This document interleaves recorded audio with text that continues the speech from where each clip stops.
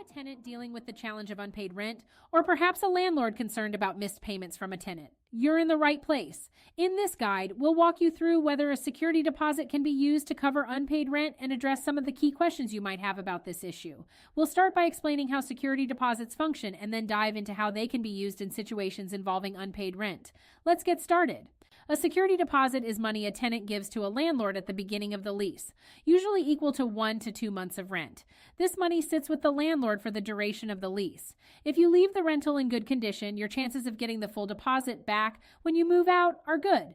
But if there's damage beyond normal wear and tear or unpaid rent, the landlord can use the security deposit to cover the costs. Can a security deposit cover unpaid rent? The short answer is yes.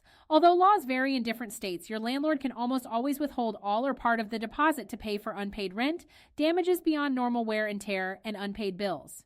What your security deposit cannot be used for. Since security deposits are governed by legal frameworks that vary by state, this creates specific boundaries.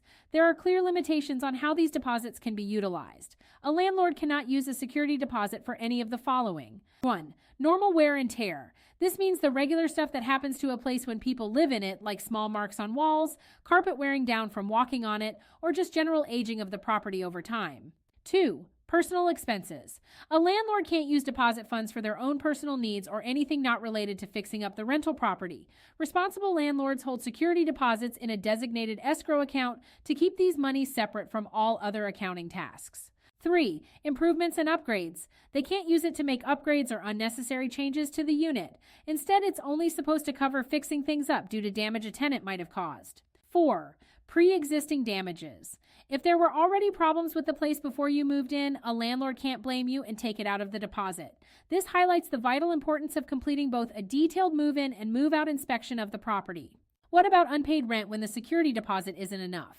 When a tenant doesn't pay their rent and the security deposit isn't enough to cover it, landlords have a couple of options to get back the money they're owed.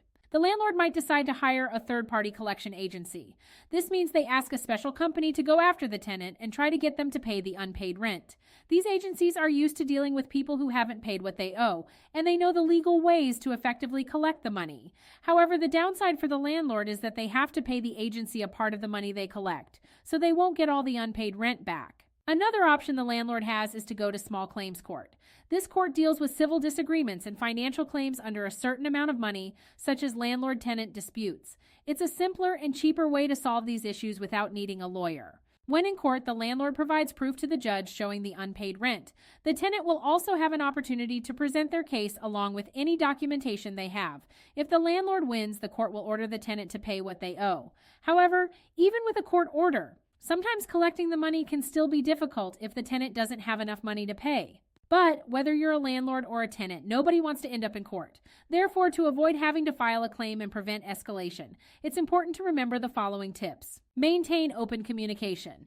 You will need to initiate a conversation with your tenant before assuming you can use the deposit for rent or other purposes. Be open to negotiation. Discuss and agree upon a payment plan that works for both parties considering the circumstances.